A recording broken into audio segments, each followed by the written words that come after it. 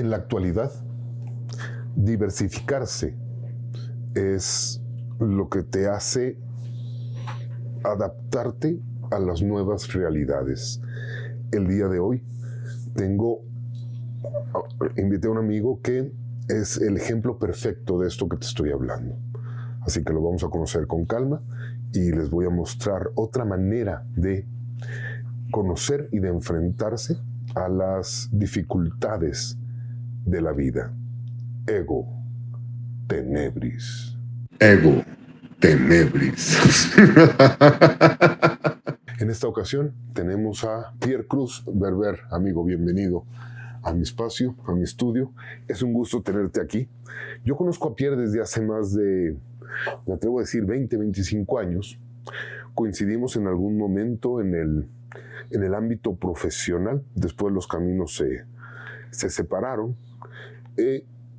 Pero he mantenido su amistad y me da mucho orgullo poder llamarme su amigo, porque es alguien a quien respeto como profesional y aprecio como persona, como ser humano. Hoy lo vamos a conocer porque se van a dar cuenta a lo largo de la charla porque es muy importante para mí considerar a Pierre como un gran amigo. Lo primero que me sorprendió cuando te conocí era tu manera de dirigirte ante las personas.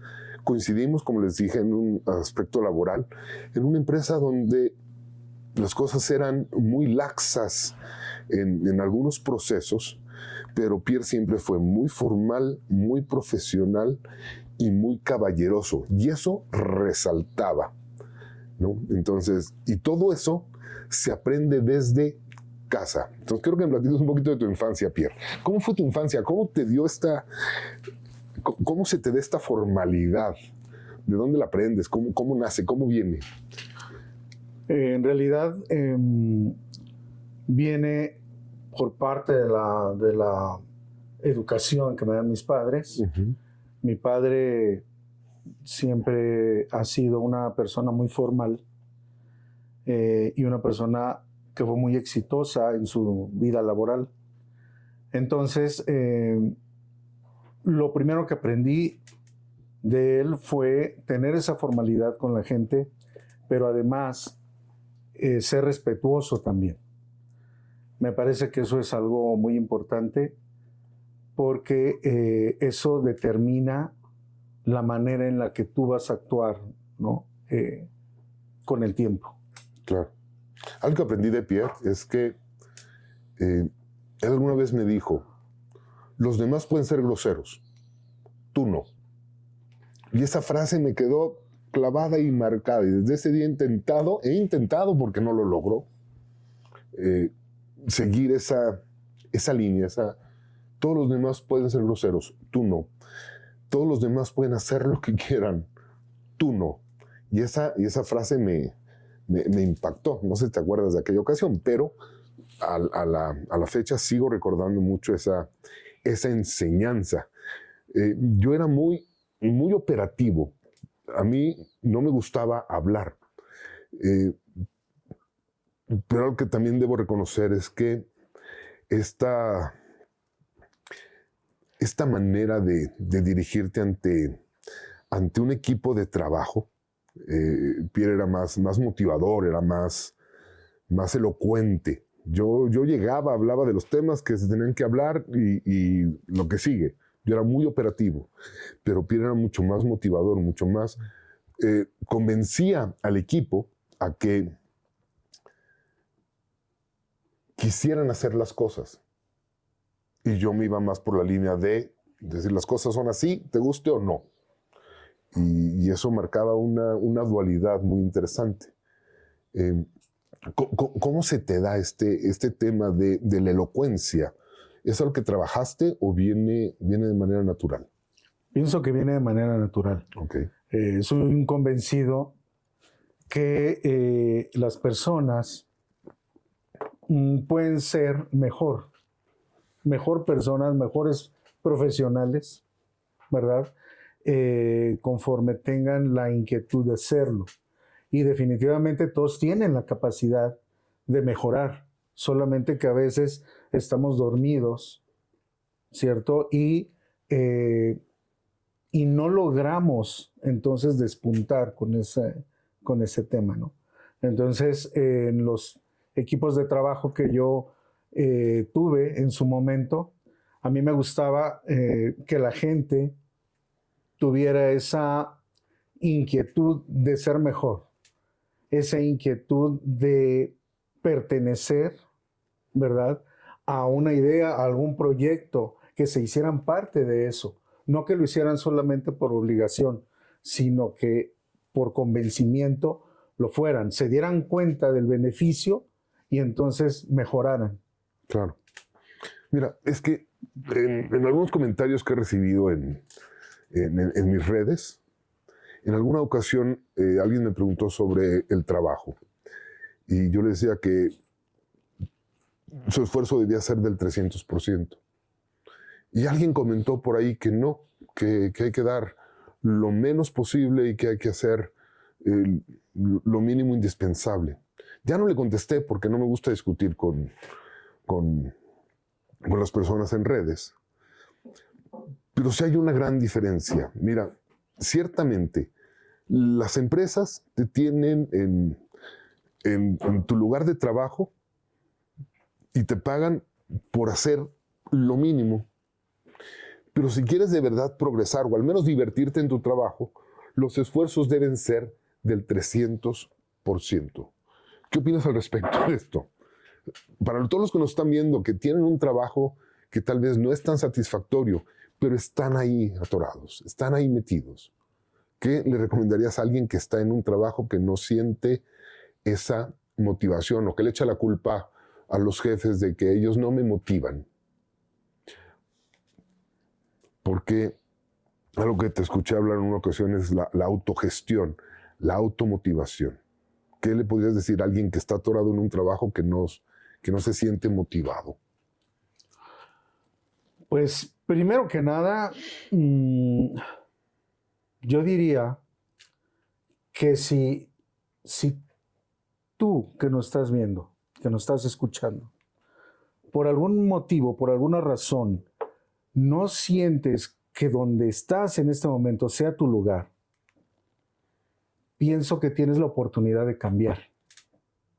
Pienso que tienes la oportunidad de sentirte pleno, de sentirte feliz, buscando otro camino diferente. Eso es lo que yo pienso acerca de este tema, porque no tiene mucho sentido tampoco estar en un lugar donde no queremos estar o donde no nos sentimos a gusto. Okay. Posiblemente no sea nuestro lugar, Okay. el lugar adecuado. Lo que me lleva a la siguiente idea. ¿Quieres más? Haz más. La pandemia cambió el mundo para el 90% de las personas. Muchos se quedaron sin trabajo, muchos se quedaron sin ingresos, se quedaron sin pareja, se quedaron... O sea, la pandemia nos enfrentó a la pérdida. Y la pandemia cambió la manera en la que trabajamos. Y algo que respeto mucho es la manera en la que tú te adaptaste a estos cambios. Esto mismo que estás diciendo, la pandemia nos obligó a muchos a diversificarnos. ¿Okay?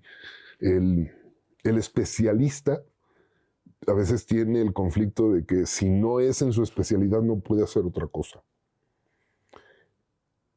Cuando no es el pez más grande el que se come al chico, sino el pez más rápido el que se come al lento.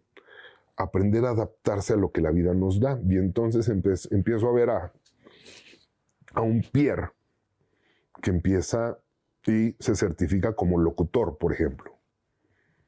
A un Pierre que empieza a desarrollar sus diferentes negocios y empresas que empiezas a armar y a trabajar a través de las redes. Y entonces es el ejemplo es el ejemplo más claro de lo que es. ¿Quieres más? Haz más. Con lo que tienes. ¿Y qué es lo que tienes? Recurso humano. Lo que eres o lo que puedes aprender a hacer. ¿Cómo te dio por aprender locución? ¿Cómo fue ese tema? Fue en momentos de pandemia, en momentos en los que necesitas un nuevo horizonte, un nuevo mundo por explorar, porque siempre lo hay, siempre lo existe. Solamente hay que atreverse. ¿Por qué locución? Porque a mí en lo personal, a mí nunca me había gustado mi voz. Okay. Entonces yo dije, bueno, es una oportunidad para explorar si realmente puedo hacer esto o no lo puedo hacer. Finalmente me certifiqué pues como locutor comercial, donde bueno, he hecho algunos proyectos para empresas privadas y fue una manera de darme cuenta que uno podía diversificar los talentos. Primero encontrar el talento, después empezar a diversificar y capitalizarlo. Capitalizar. Al final, ¿quieres más? Haz más. Si haces... les platico mucho sobre lo que es el pecado a mis seguidores. El pecado se da en el tener, en la posesión. Si tú lo ves, es uno de los 2 triángulos de la estrella de Salomón. Los 7 pecados capitales es la combinación de los 3 pecados principales, que es miedo, tristeza y agresión, o miedo, tristeza e ira. Y esto se da en el poseer, en el tener. Los poderosos, su pecado es la agresión. Ellos, como tienen, para evitar que a las clases medias y a las clases bajas se les ocurra quitarles lo que tienen, entonces aplican la agresión. Sabemos que a través de las iglesias que predican el miedo y a través de las fuerzas armadas que son de uso exclusivo del gobierno y de los poderosos, mantienen con esta agresión a los pobres en la tristeza, sumidos en la tristeza. Para evitar el pecado, entonces se tiene que trabajar el otro triángulo, que es el de las 3 virtudes: fe, esperanza y caridad. Y eso es lo que te da el sello de Salomón, los dos triángulos equiláteros. Y estos son, las 3 virtudes son fe, esperanza y caridad, que son la manifestación del amor en 3 tiempos. Fe, amor en el tiempo pasado; esperanza, amor en el tiempo futuro; y caridad, amor en el presente, amor en el aquí y en el ahora. Pero la única manera de entender esto es cuando puedes ver el sello desde afuera. Si estás atrapado en el pecado, no lo puedes ver. Pero lo empiezas a entender cuando empiezas a hacer cosas. Lo empiezas a entender cuando te enfrentas a algo que no te gustaba, en el ejemplo de tu voz, de la locución, y descubres que es un talento y se te da muy bien. Si ustedes pueden, sigan, el podcast es Introspección y está en Spotify y también en TikTok. ¿Y en qué otra red estás? Solamente esas 2. Se le da muy bien la voz del locutor, la manera en la que presenta el mensaje que te quiere dar. Pero solo cuando te enfrentas a eso y sales del plano, puedes entender el pecado. Y entonces te da miedo perder algo. Entonces, si haces, entonces te das cuenta que puedes tener más de esto mismo. Entonces, hacer te convierte en ser. Y cuando eres, puedes tener, ¿no? Entonces, al final se van a dar cuenta que desde una visión un tanto diferente, estamos hablando de lo mismo. La verdad, al final, es la misma. ¿Vale? Entonces, pero no solo fue eso, después fue la empresa de diseño. Entonces empezaste a trabajar diseño. ¿Y cómo te metiste en el diseño? Bueno, sí, terminé esto de la locución y entonces también traté de diversificar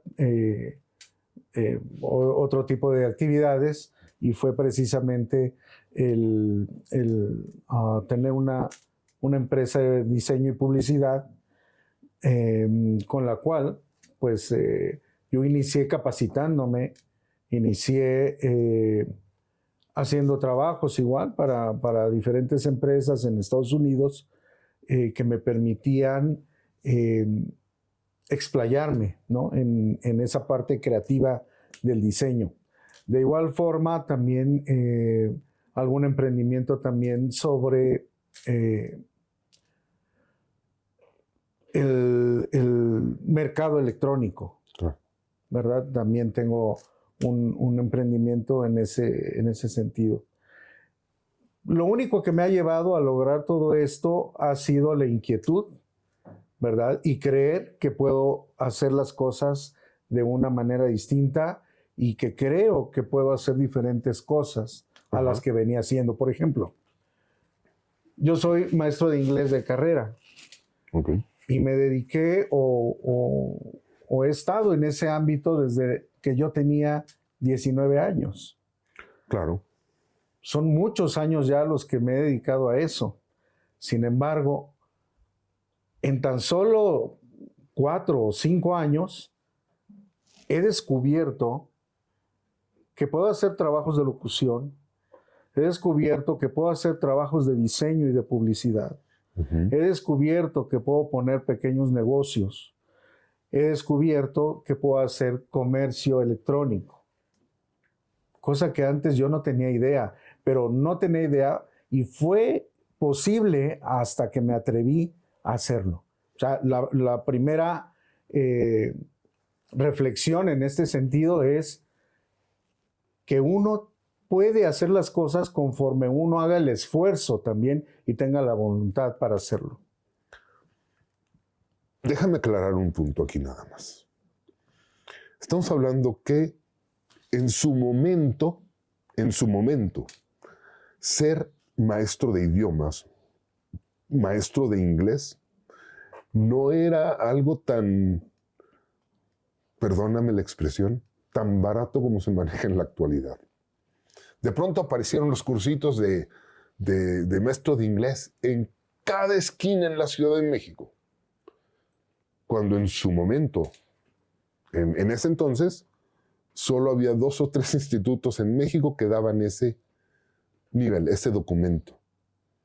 Y, o sea, nada más para ponerlo en contexto. O sea, no es lo mismo ser maestro de idiomas hoy que ser maestro de idiomas hace 30 años. Hace 30 años los requisitos eran muy específicos. El manejo del idioma, el manejo del grupo, el entender todo lo que es la planeación, todo lo que debe saber un maestro para poder enseñar algo, era diferente hace 30, 40 años de lo que es ahora. Pasa lo mismo cuando quieren menospreciar la profesión de carpintero de Jesús. Era carpintero, como si eso lo hiciera más frágil.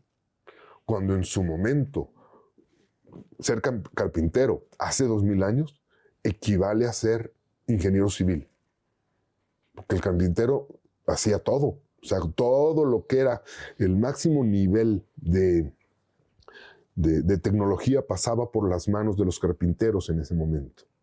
Desde construir máquinas de guerra, escaleras, puentes, casas, sillas, mesas, todo pasaba por esas manos. Bueno, hace 40 años, hace 30 años, ser profesor de idiomas era muy reconocido.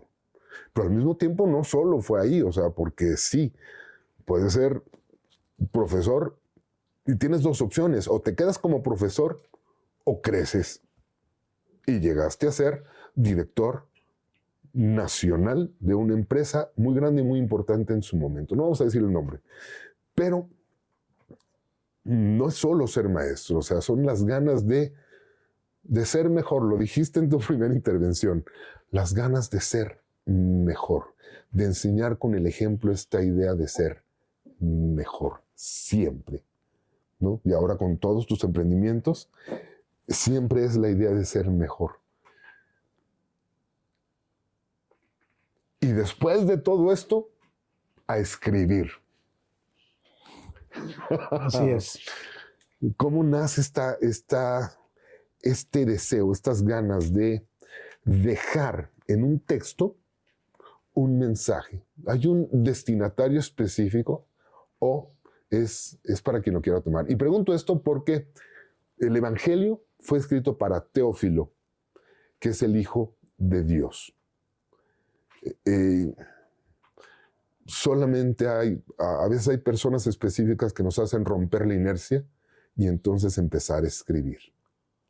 ¿Qué fue lo que te motiva a empezar o pensar o considerar, dejar plasmado en un texto un mensaje para la posteridad, para quien quiera tenerlo? ¿Hubo una motivación específica?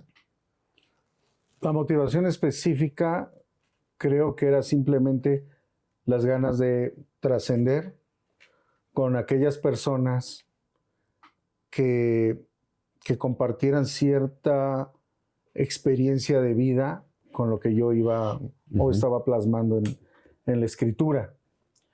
Quise trascender también dejándole un legado a mi hijo. Ok. ¿Verdad? Porque ahora pues que entiendo un poquito más acerca de la vida, de las experiencias, las circunstancias, etcétera, creo que es importante. Sin embargo, llegó un momento en que dije, bueno, el libro tiene que trascender, pero para cualquier persona. Primero que nada, pues yo no soy experto en nada, ¿verdad? Simplemente soy un individuo, un ser humano que cree que tiene una experiencia que compartir, una experiencia de vida. Y entonces fue precisamente que decidí de una vez por todas terminar de escribir el libro porque lo empecé hace tiempo. Sin embargo, era un poquito complicado el terminarlo, etcétera, hasta que de pronto llegó ese flashazo de luz que me dijo, es hora de terminarlo, es hora de culminarlo. Okay. Y fue esa la razón, más que nada. Dijiste flashazo. En la magia ceremonial es como si trabajaras con una corriente eléctrica. La electricidad te puede iluminar o te puede electrocutar. Eso depende de muchas cosas, tanto el objetivo que se está buscando como de todo lo que viene en el interior de este mago. Crowley decía que la magia no es otra cosa que impactar a través de tu voluntad el entorno. Y él ponía el ejemplo del libro. Él decía, el mago puede tomar una varita mágica que es un bolígrafo, ¿okay? Y ponerse a escribir y al final tener un resultado que es un libro que impacta o que ha cambiado la realidad. Entonces, al final, y dijiste, un flashazo. La iluminación es como cuando vas caminando en la noche sin estrellas, sin luna, sin nada de luz, y en ese momento cae un rayo, y el rayo ilumina todo el panorama. Te lo ilumina por un segundo, pero es tiempo suficiente para entender cómo está el sendero, cómo están los árboles, cómo está el paisaje, y regresas a la oscuridad. Pero como ya viste esa solución, entonces rompes la inercia para terminar algo que habías empezado o para empezar algo completamente nuevo y diferente. Y entonces yo estuve el día que lanzaste el libro y me pareció muy, muy interesante porque al final estamos hablando de lo mismo, es la misma verdad, pero de un enfoque tal vez un poco más cercano. Muchas veces dice Rumi que cuando sales a explorar sin un guía, te puede tomar 200 años un camino de 2 días. Es decir, aquí están todos mis libros de magia ceremonial y a veces poder integrar toda la información toma muchísimo tiempo. Aquellos que ya caminaron, los gurús, los maestros, que son los que están donde tú quieres estar, ellos ya caminaron y pueden hacer la integración y te pueden ayudar a entender estos caminos sinuosos, algunas veces de manera muy práctica, y algunas veces de manera un poco más rígida, más dura. Ciertamente, aquellos que han leído a Crowley dicen, es que no lo entiendo. Es que Crowley se rehúsa a explicar. Pero está toda la verdad allí. Hay maestros que te toman de la mano, como Paul Foster Case, que él sí te enseña paso a paso lo que tienes que hacer. Y yo creo que aquí en este libro que Pierre escribe, que es Descubre tu verdadero yo, 7 aspectos de la conducta humana, es un poco similar a lo que hace Paul Foster Case. Te toma de la mano y te dice, mira, esta es mi experiencia y yo he logrado lo que he logrado de esta forma. Los tomas de la mano, los abrazas, los embrace es la palabra en inglés, los acoges y los llevas a una nueva aventura. Y se presenta 7 aspectos de la conducta humana. Cuéntame de tu libro. Hay mucha gente allá afuera que definitivamente necesita de pronto ese impulso para ser mejor, para despuntar en algo, para entender definitivamente ciertos aspectos que posiblemente no logra aún entender o que no logra aún concientizar. Es por eso que nace este libro. Como decía hace un momento, quise trascender con quien quisiera leerlo, ¿verdad? Porque hay una posibilidad muy grande de que al hacer la lectura de este libro, esa persona que nunca ha sido consciente o que ha tenido dificultad de interiorizar o de concientizar sus experiencias, lo haga. Tenemos, por ejemplo, el primer capítulo, que hago referencia a la diferencia entre la ilusión y la realidad. Y es que creo que muchísima gente está inmersa en esa parte, donde confunde una ilusión con una realidad o viceversa. Y que es importante entender e interiorizar. Gurdjieff lo dice de otra forma. Gurdjieff dice que alguien le pregunta, ¿cómo puedo saber si el camino en el que estoy es el verdadero? Y Gurdjieff le dice, no puedes saberlo. No puedes saber si el camino en el que estás es el falso, es el erróneo. La única manera de saberlo, o lo único que debe preocuparte, es encontrar el camino verdadero. Y es, otra vez, ilusión y realidad. O los sueños guajiros y los proyectos, ¿no?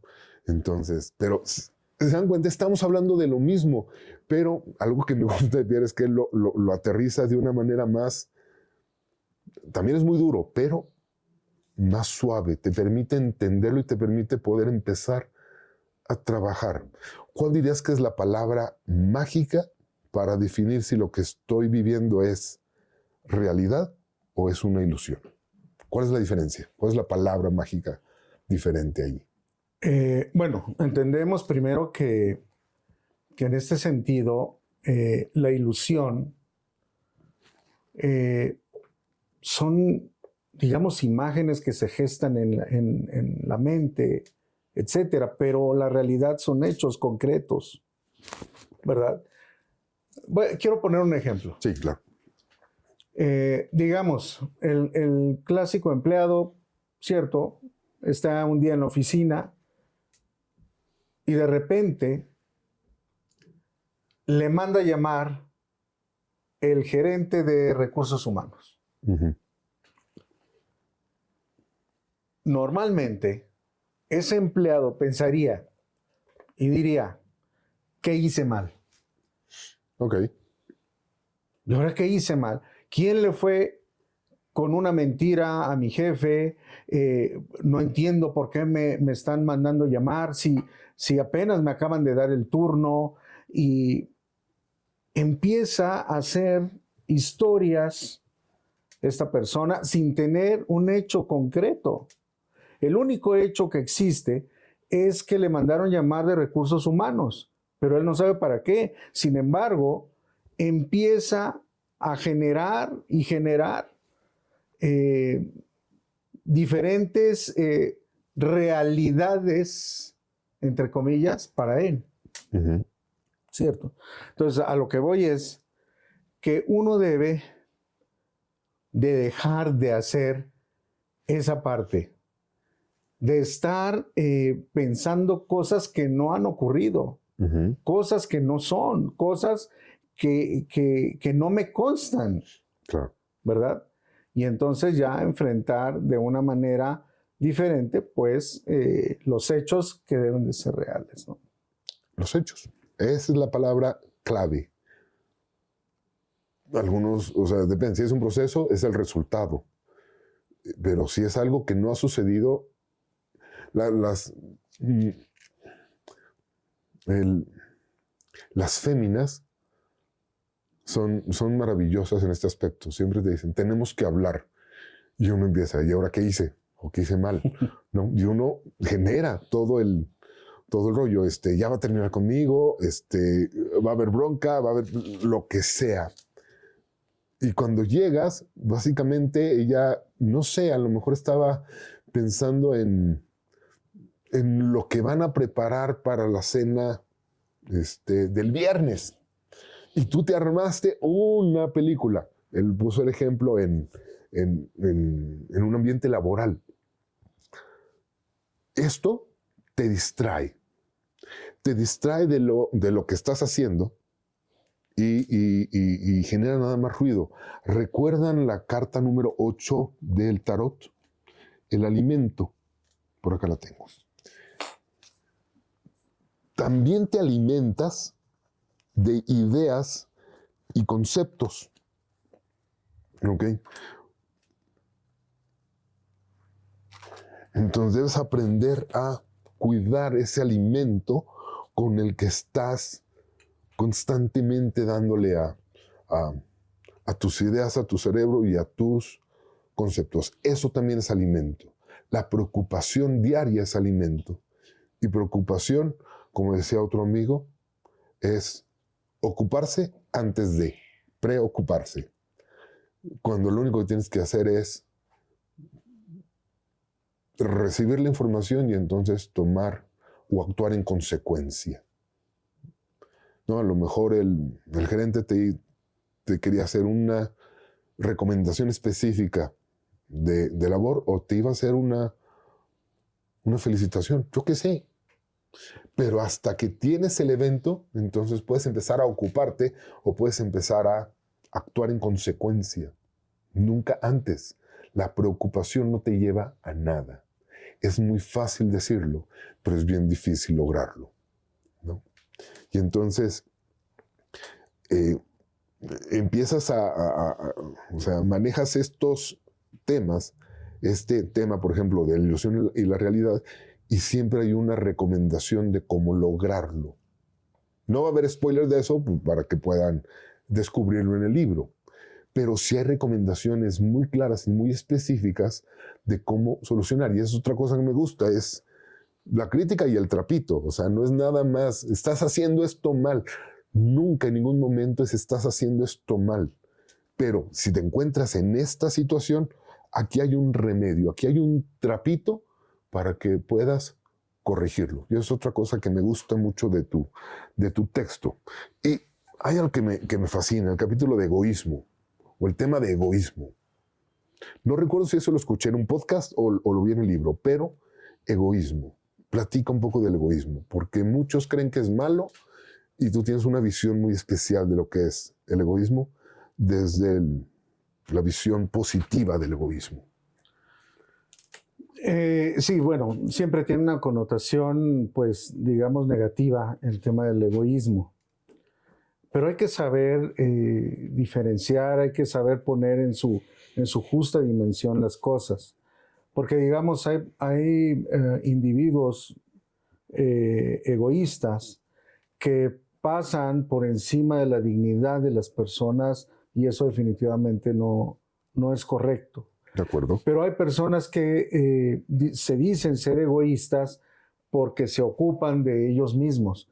Eso me parece perfecto, que la gente se ocupe de sí mismo, pero jamás pasando por encima de nadie. Claro.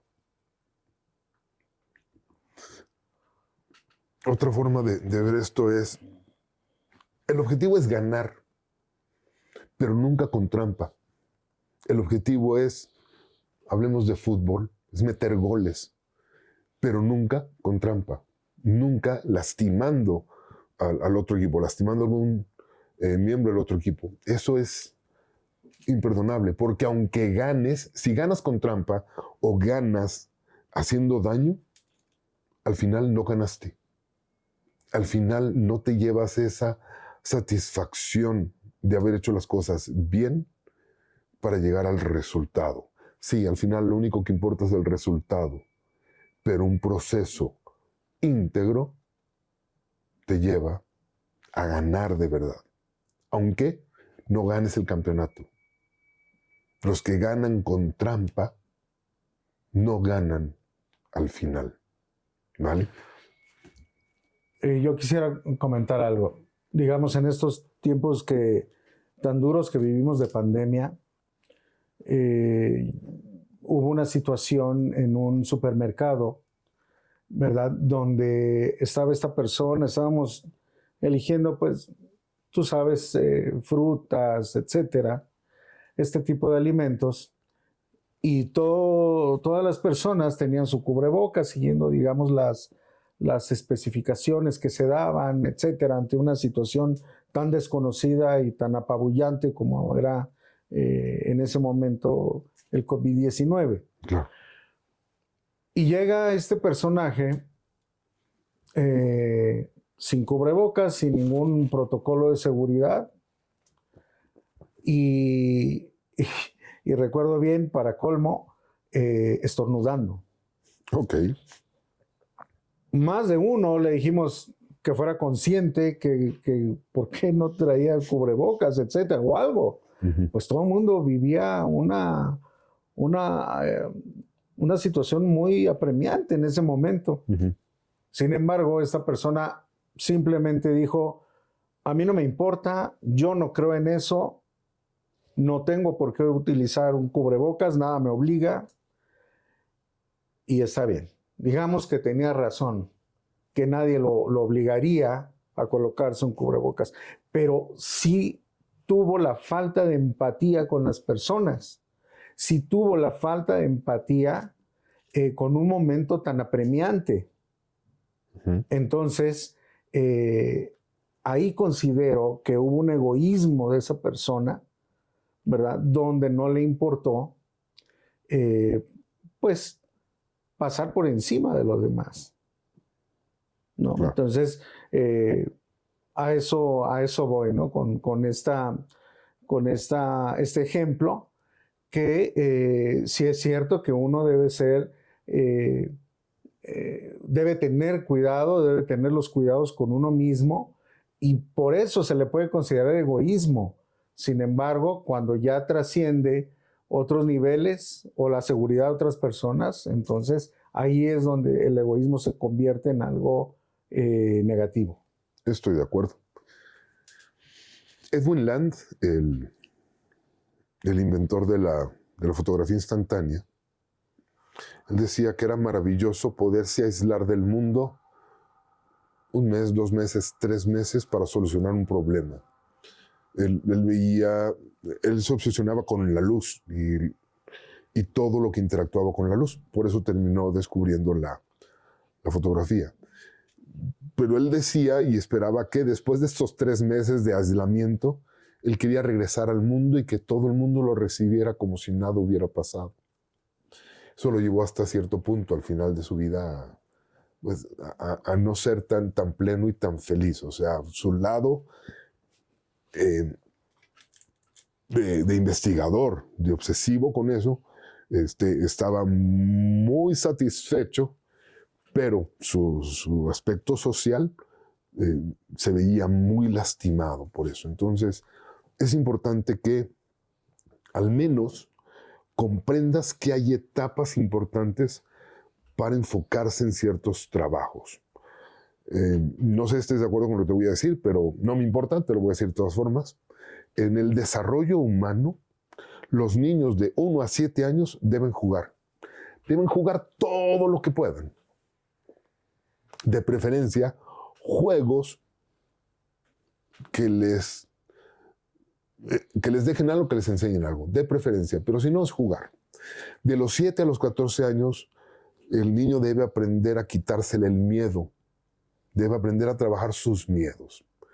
Entonces aquí mucho cuidado si tienes niños de esa edad.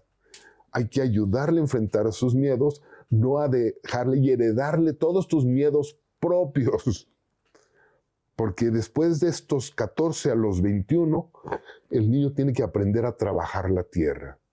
Es cuando deciden qué carrera estudiar o qué ser a un futuro. Y es cuando aprenden a trabajar la tierra.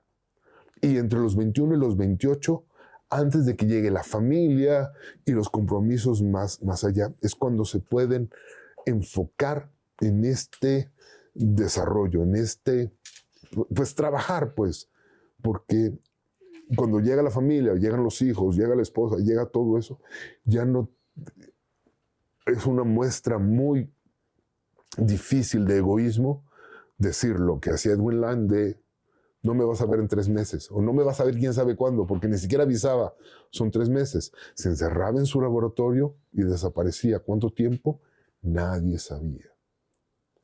Entonces hay que tener cuidado. Este tema del egoísmo es, si decides ya en una situación de familia, de trabajo, de hijos, si decides enfrascarte en un trabajo que requiere toda tu atención y te vas a aislar, es importante comunicarlo antes y avisarlo, y de preferencia poder hablar del periodo de tiempo.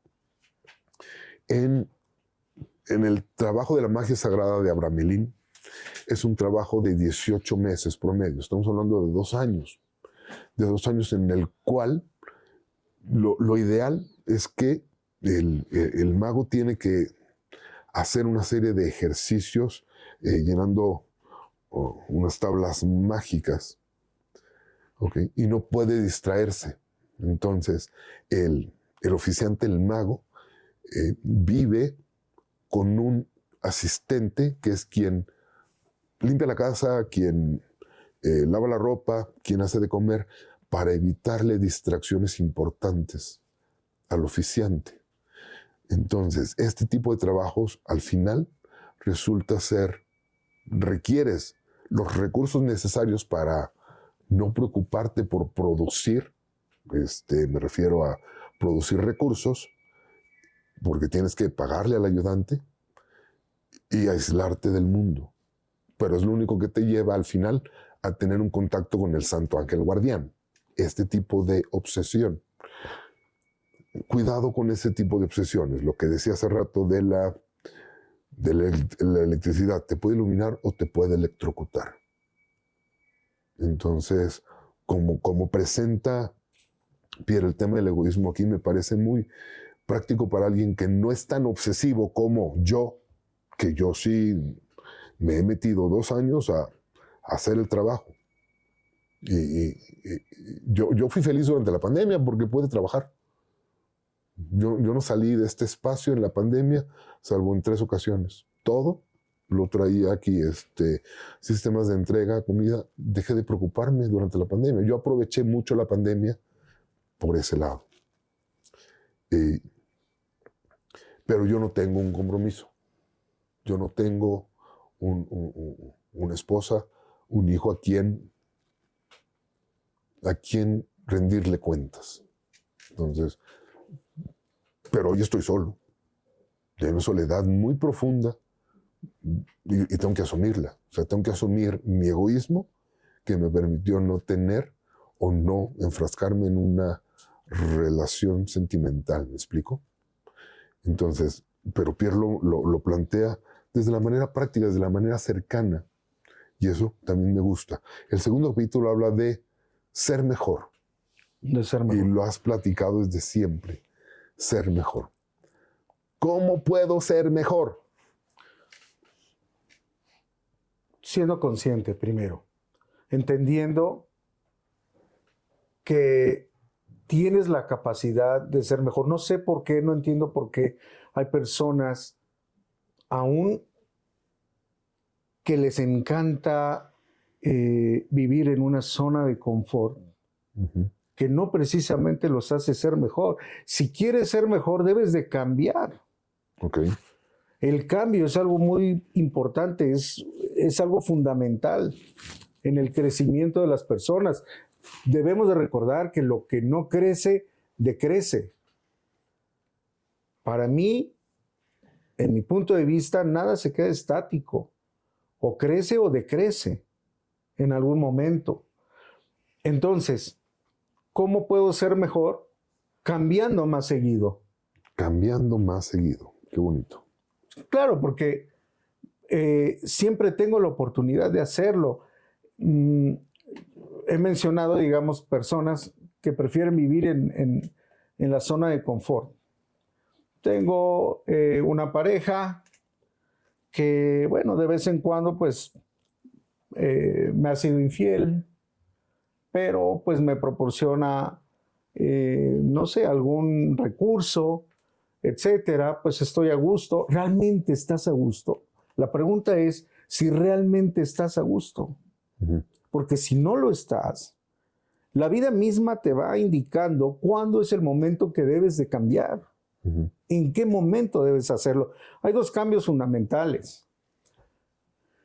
Aquel que es obligatorio, circunstancial, me refiero a un accidente, una enfermedad, alguna situación así, que no tenías planeada, que no tienes contemplada y que te hace cambiar. ¿Para qué?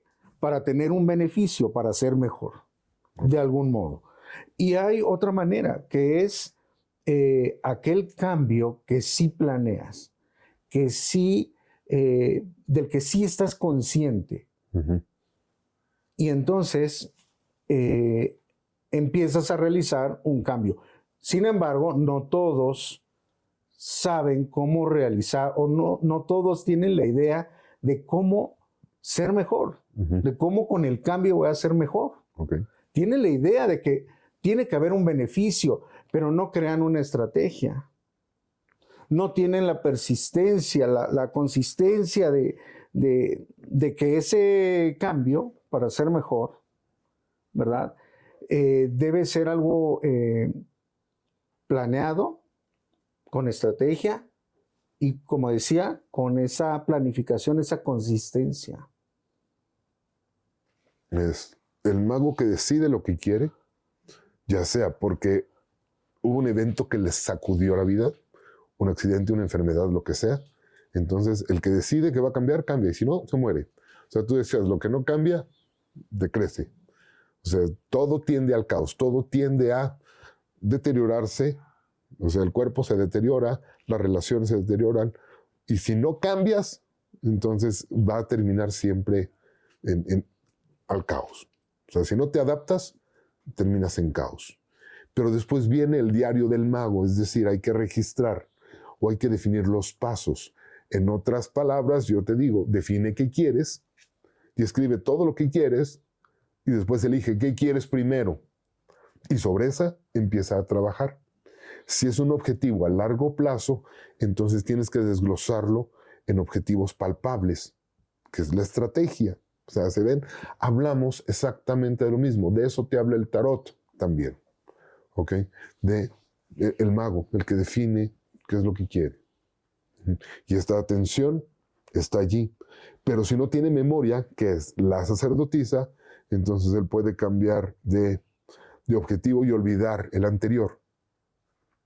Entonces la memoria el registro, el diario, es lo que te permite acumular y saber dónde estás o dónde estabas para ver a dónde vas o dónde estás el día de hoy.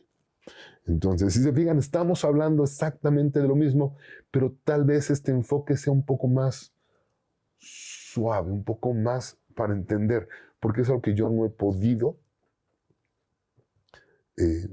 transmitirle a las personas que me siguen. Se me preguntan, es que, ¿cómo empiezo? Yo no sé decirles cómo empiezan, nada más les digo, define qué quieres. De algunos todavía siguen en el rollo de, ¿y cómo empiezo? ¿Cómo le dirías tú a alguien, cómo empieza? O sea, ayúdame con eso, porque yo no he podido. ¿Cómo empieza alguien? Sí, no está mal empezar por ahí, por saber qué es lo que quiero. Sin embargo, también hacerse la pregunta, ¿qué beneficio voy a obtener si hago este cambio? Ser consciente realmente de ese beneficio y entonces poner acción. Porque si no, solamente se queda en lo que ya habíamos hablado, en una ilusión. Aire caliente. Exacto. Entonces, sí, quiero cambiar, pero ¿qué acción voy a tomar? Eso es definitivamente muy importante. Sí viene la estrategia, sí viene la persistencia, sí viene todo esto. Sin embargo, el tener muy claro qué es lo que yo quiero y por qué lo quiero, ese va a ser el derrotero para poder seguir hacia adelante, para poder avanzar hacia el camino que quiero, ¿no? Hacia los resultados que quiero obtener. Ahorita me cayó el 20 de una idea. Cuando empecé yo en esta línea, que me enfrenté a la pregunta, ¿qué quieres? Empecé a hacer los ejercicios que te he recomendado. Y 10 años después, yo todavía no sabía qué quería, pero sí sabía lo que no quería. A veces es nada más decir, no quiero estar así, no quiero sentirme como me estoy sintiendo ahorita.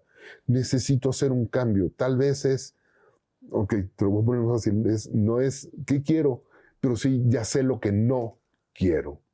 Entonces no quiero estar así. Y esa es otra idea. Es un 20 que me acaba de caer en este momento.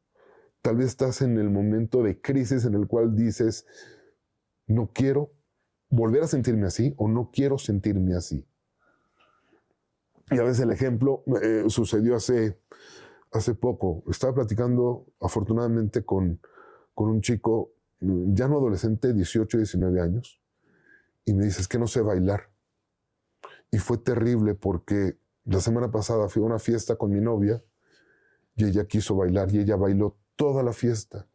Y yo me quedé sentado, amargado durante la fiesta viendo a mi novia bailar con sus primos, con sus tíos, con su papá y yo amargado. Y me dijo, no quiero volver a sentirme así. Bueno, ¿y qué hiciste? Me metí a clases de baile. Perfecto. Esa es una posibilidad de cómo ser mejor, de cómo empezar. ¿Vale? Es que voy a aprovechar que estás aquí de una vez para que después se animen con más. Amor propio es otro capítulo que me encanta. El amor, muchos hablan de amor y casi nadie lo ha entendido. ¿A qué me refiero? Muchas veces el amor se da otra vez desde el pecado, desde el apego, desde la posesión del otro, desde la sensación a nivel del estómago y nunca a nivel del corazón, a nivel de las tripas, nunca a nivel de la plenitud en el pecho.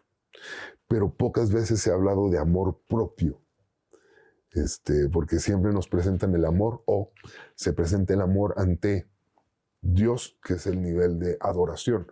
Solamente puedes adorar a Dios, por ejemplo, ¿no? Y tu enfoque acerca del amor propio, del amor personal, me parece, por un lado, muy profundo, pero por el otro lado, muy práctico. Entonces, platícanos un poquito del amor propio que tienes aquí en el texto. El amor propio es algo que pareciera muy sencillo, pero que sí pienso que pocos practicamos. Esto es,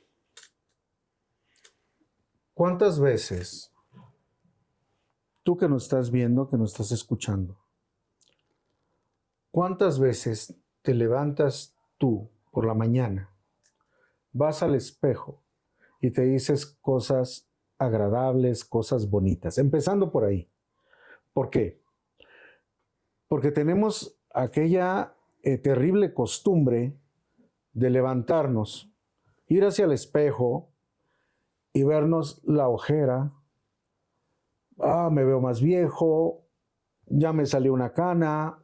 Siempre cosas negativas. Uh-huh. Siempre vivimos en una negatividad, o normalmente lo hacemos. Sin embargo, cuando te levantas y dices, qué bonitos ojos tengo, Uh-huh. me siento radiante, me siento con fuerza, Uh-huh. pocas veces. Entonces yo creo que es momento de empezar a acostumbrarnos a que valemos, a que podamos entender que nos amamos de una manera sencilla, como empezar el día de esta manera. Sí, porque hay un aprendizaje cultural por un lado. O sea, me acordé creo que era Sergio Corona, un comediante, que hacía una parodia de la mamá latina, de la mamá mexicana, que le hablaba al niño de la manera más amorosa. Muchacho tonto, animal, te pareces a tu padre. Y eso queda marcado, ¿ok? Y entonces llegas como adulto y te ves al espejo y dices, hombre tonto, animal, me parezco a mi padre. Y entonces repito el patrón de mi padre, que a lo mejor mi padre, en muchos casos, pues era un bruto animal o simplemente estaba distraído en sus temas, en sus rollos, o no lo saben, no podemos juzgar a los padres, ¿ok? No me atrevo a entrar en ese tema porque es muy profundo y muy complejo. Al final del día, eres hijo de Dios. Cuidado con también tomar esta idea y extrapolarla a no esforzarme, a no hacer nada porque soy hijo de Dios, o porque el otro extremo, que son muchas mamás de las últimas generaciones, eres mi rey, mi príncipe, mi todo, eres lo mejor del mundo, cuando solo eso eres para tu mamá. Para el resto del mundo tienes que trabajar para merecerte las cosas. Nadie te va a dar nada por tu linda cara.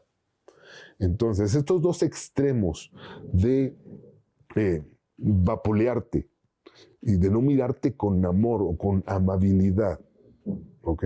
O tener una falsa ilusión personal de que soy lo máximo y me merezco todo sin esfuerzo, hay que estar en el punto medio de observarte con amor, observarte con amabilidad. Sí, como hijo de Dios tienes aspectos y elementos muy importantes, tienes particularidades, talentos, puede ser ojos bonitos, puede ser cabello, puede ser figura, puede ser inteligencia, talento, o sea, tal vez soy malo para matemáticas, pero soy muy buen escritor, no lo sé, ¿ok?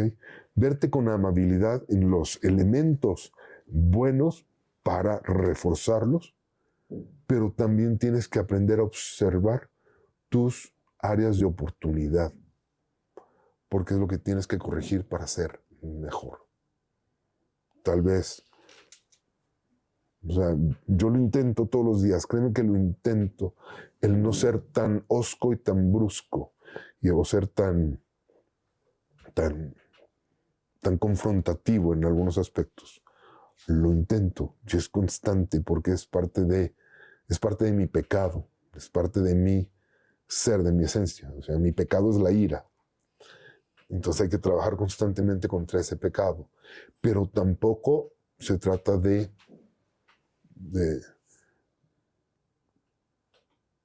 anular todo lo demás nada más porque me enojé, ¿no? Y este es otro capítulo que me gusta mucho de de tu trabajo. Y es que todo está interconectado. Hemos visto ciertos aspectos hasta ahorita, pero cómo tener ese amor propio tan grande que yo sepa mi valor, que me dé mi valor, pero que no llegue al egoísmo, que no llegue a pisar otras personas. Cierto que lo más importante debe de ser uno, pero ¿cómo no caer en el egoísmo? ¿Cómo poder cambiar y ser mejor, ser una mejor persona, sin llegar a ser indiferente, Correcto. etcétera? Por ejemplo, hay existen personas que tienen alguna relación, ¿verdad?, con su pareja o sus parejas, que no les permite ser feliz. Las maltratan, ¿cierto? Las maltratan, ya sea psicológicamente, económicamente, físicamente, como sea. Tener amor propio significa cuidarte, darte tu valor. ¿Qué hacen esas personas que están siendo maltratadas con ese tipo de personas? Es donde debes entonces, o donde las personas deben de encontrar su valor, ¿verdad? Y tomar una decisión, y tomar un cambio para salir corriendo de ahí. Claro. Porque definitivamente merecen cosas mejores. Todos merecemos cosas mejores. Pero sí debemos de tener conciencia, ¿verdad?, de que lo queremos lograr.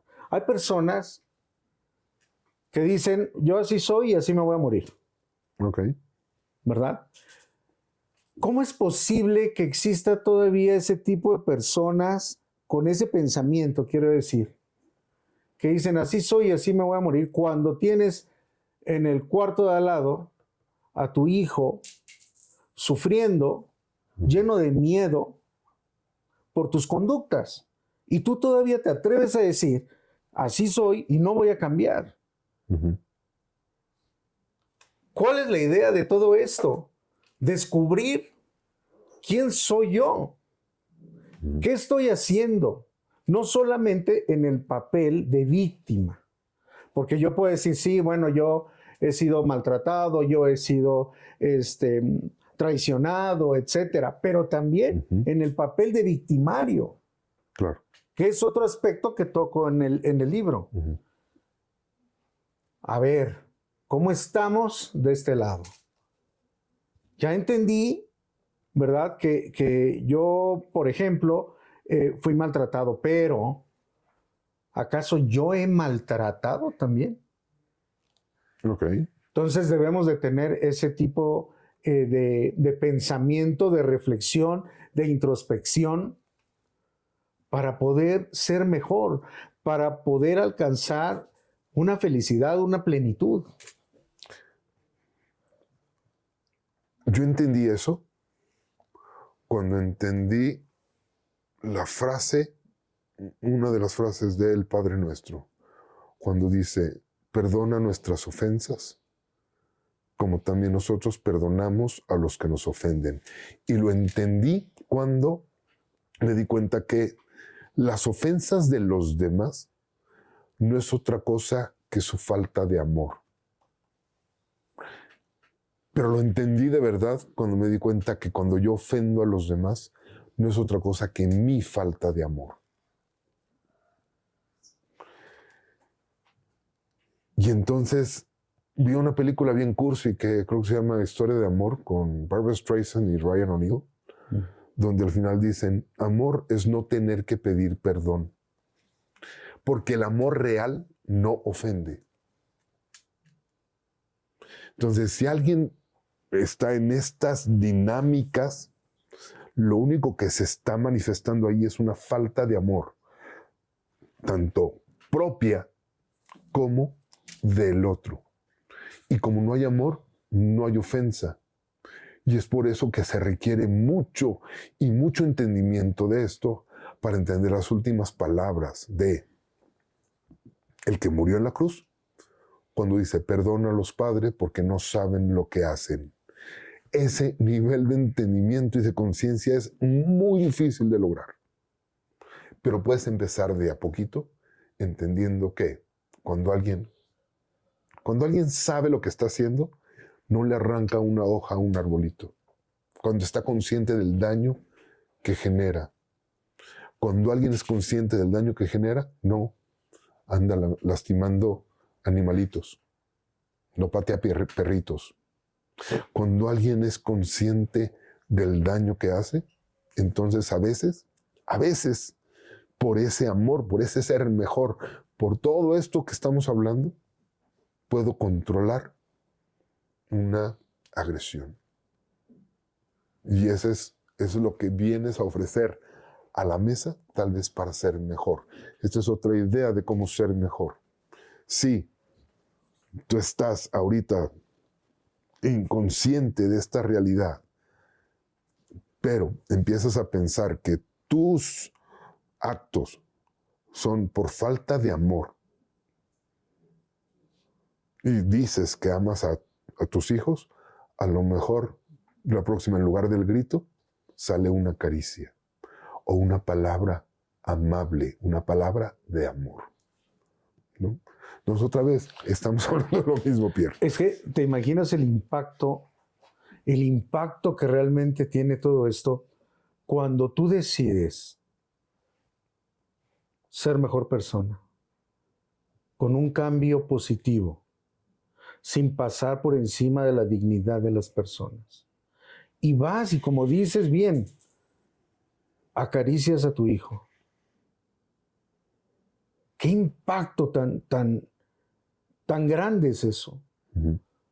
Que después de sentirse triste, un niño, que los niños jamás deberían de sentirse así, vienes con una caricia, con un reconocimiento.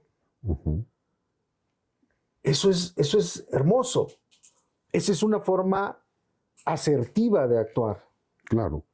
Que es otro también de los capítulos. Actuar asertivamente. Uh-huh. Entender la situación que estoy viviendo y darle un giro positivo.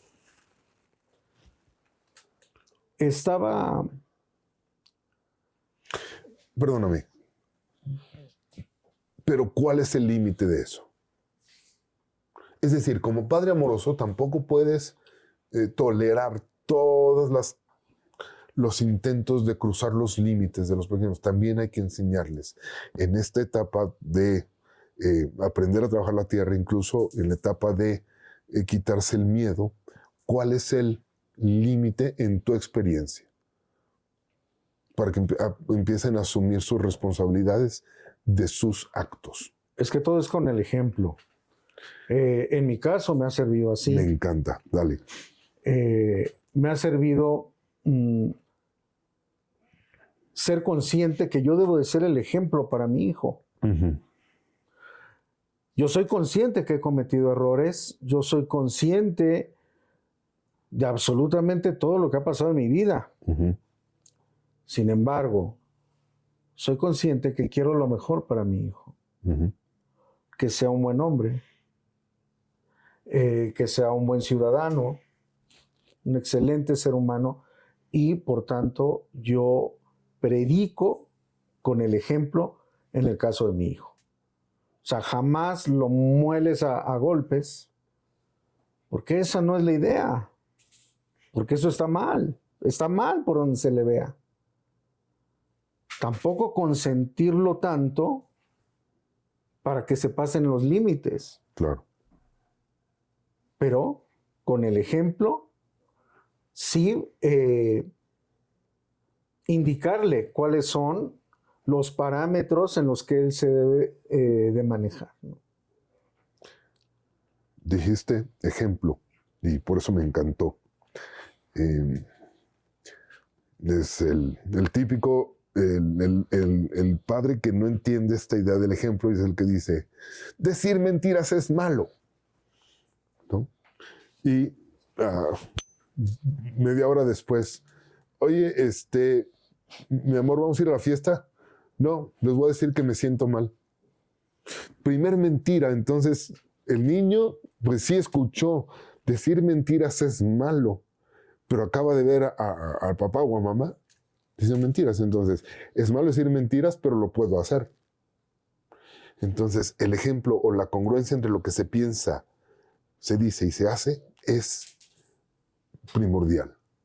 Y muchas veces sucede cuando te enfrentas a los espejos que son los hijos, ¿no? Cuando te das cuenta, ay, de pronto, cuando el pequeño contesta igual de feo que contestas tú y dices, no, pues sí, o sea, es lo que le estoy enseñando, lo que él ve, no lo que escucha, no lo que dice, sino lo que ven. Entonces, muchas de mis charlas, mi público está en un rango de edad, adultos, aunque hay pocos jóvenes que me ven, también están, pero siempre intento hablarle a los niños, porque digo, los adultos ya están echados a perder. Los adultos ya no hay nada que hacer con ellos. Pero si eres un adulto y tienes un pequeño, entonces sí tienes la obligación de transmitir la información correcta a las siguientes generaciones. Y eso es lo que sucede con esfuerzos de este tamaño, esfuerzos para dejar algo para las siguientes generaciones. El objetivo es ser una personita muy especial para ti, pero se deja y se entrega, porque si no hubieras impreso uno y lo dejas. O sea, hay personas muy egoístas. Yo escribí un libro para una persona en especial, entonces por eso es que yo no vendo libros, yo no, porque lo escribí para una persona especial. De hecho, los 4 libros que he escrito han sido para 4 personas especiales en mi historia de vida. Por eso es que yo no vendo libro, porque yo lo hice para esta persona. Entonces hice 2 copias, regalé uno y guardé el otro. Tú al mismo tiempo lo estás dejando para este reflejo o este eco o este otro niño que puede ser reflejo de este futuro. Y ahí queda. Entonces, chicos, búsquenlo en Amazon, por favor. Es una manera un poco más amable de empezar con el cambio y ser mejor. Eso es lo único que quiere Dios de ti, que seas mejor. Las iglesias quieren dinero, ¿ok? Tu mamá quiere que te portes bien, ¿ok? Tu papá quiere que estudies más, que saques mejores calificaciones en matemáticas. Todo el mundo quiere algo muy específico de ti. Dios solo quiere que seas mejor. Mejor en lo que quieras. Y eso requiere un esfuerzo. Pero antes de llegar a los esfuerzos del 300%, hay que empezar con un esfuerzo constante, diario, pequeñito, poquito a poco, paso a paso. Y a veces entrar en contacto con materiales que te ayudan a entender eso puede ser el inicio en el camino de este desarrollo personal y ser mejor. Al final, a mí no me creas. Al final, no le creas a Pierre. No puedes saber si este camino es el verdadero o no, pero tienes que descubrirlo tú. Y si al menos hoy sabes que no quieres estar aquí o no quieres estar en este presente, tienes la posibilidad de cambiar tu futuro. Unas palabras para terminar, para ya darle cierre a esta charla que puede seguir y seguir y seguir, pero entonces nos acabamos el libro y ya nadie lo va a comprar. Entonces, si hay alguien que te está viendo ahorita, específico, y quieras tocarlo con una idea o con una frase final, es el momento, Pierre. Piensa que para lo que estás aquí, en este mundo, es para encontrar tu felicidad, de la manera que sea.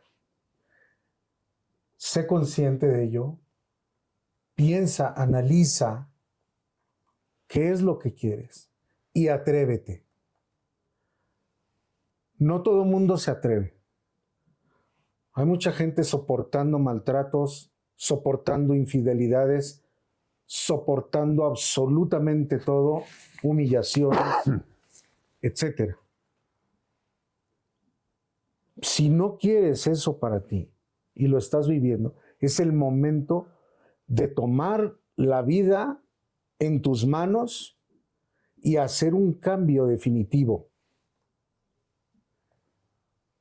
Con calma, con estrategia, una planeación, con consistencia.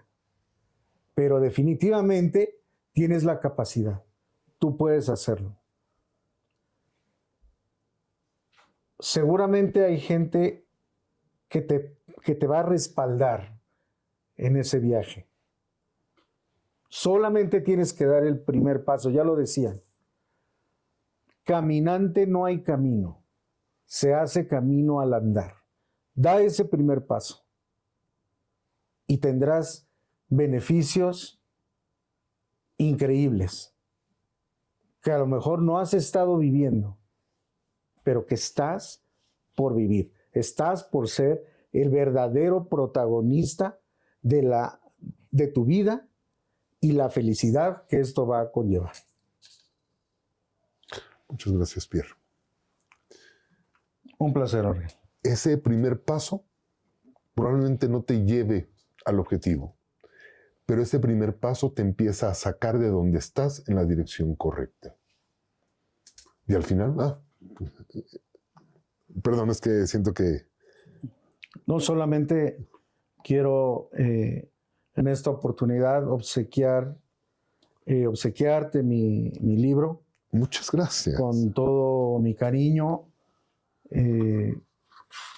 Está dedicado y todo. Por supuesto.